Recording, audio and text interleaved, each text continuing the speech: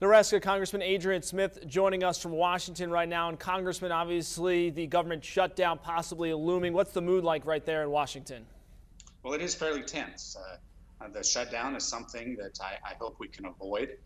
Certainly we are proposing yet another option for the president and Senator Reid over in the Senate to even look at, take a vote. They tabled our last proposal that was very reasonable, based on the fact that Obamacare has a lot of problems. And I'm hearing that from constituents who call in and tell me that not only are their premiums going up when they see these proposed plans, but also their copays, their deductibles, that this is not good for the people. And they're telling me that they would like to see at least a mere delay that would actually allow the administration to actually perhaps get some things in order. Congressman, I guess a little bit to stay with the Affordable Care Act. Talk a little about the uninsured Americans who probably are waiting for that opportunity to become insured. And if this gets delayed, they won't have that opportunity. What do you say to them? Well, I think there are many opportunities for the uninsured, some of whom, well, we can't treat everyone the same in terms of how and why they're uninsured. We know that many Americans have chosen not to purchase health insurance, and so that's why this individual mandate has come about. And I understand that, but the fact of the matter is, the more we make it so expensive, I think we'll see less compliance. Could you talk a little bit about, obviously, a recent poll showed 65% of Americans concerned about this shutdown. Could you talk about how dangerous this could be for our economy if we are forced to shut down? Well, I think the shutdown is something we want to avoid. We've been seeking to avoid this for quite some time with several of our proposals. And, it was interesting how, on the verge of shutdown, Senator Reid basically decided to take a long weekend. They didn't even convene until 2 p.m. today, and they virtually took the weekend off. We worked into the wee hours Saturday night, and that's our job. I'm not complaining. We've got a job to do. We need to get this job done. It's been 17 years since the government shutdown. I guess, Congressman, your thoughts on being associated with that? I'm sure no lawmaker wants to be a part of that. Right. I mean, like I said, we are working hard to avoid this.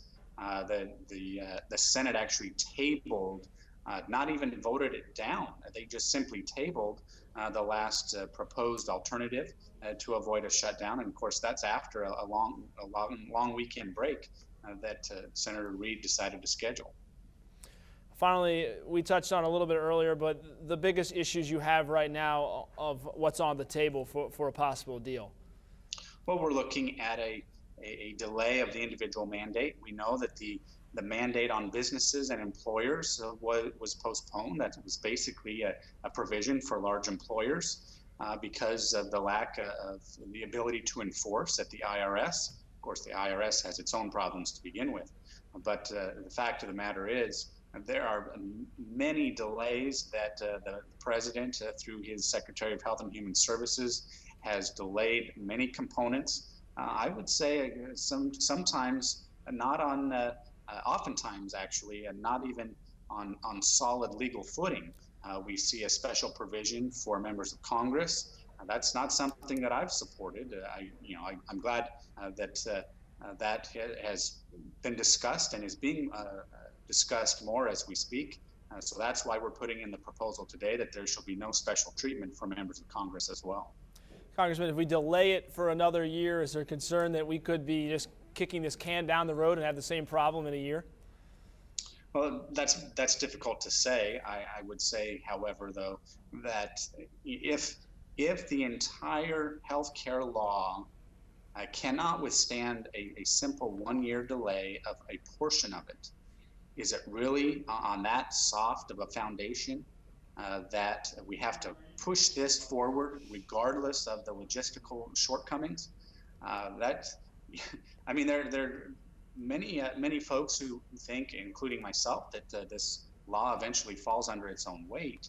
But I hope that we can prevent damage to our economy and people themselves financially in the meantime.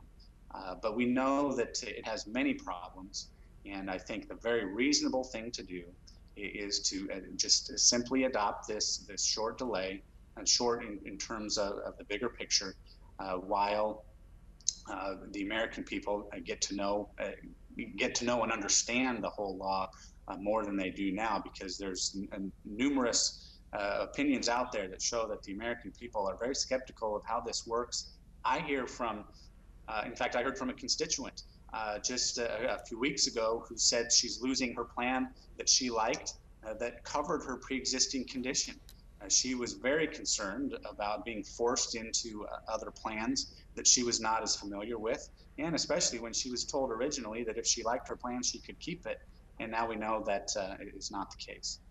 All right, Congressman Adrian Smith, we appreciate the time from Washington. A very busy man today. The deadline, midnight, before that possible government shutdown. Thank you, Congressman. Thank you.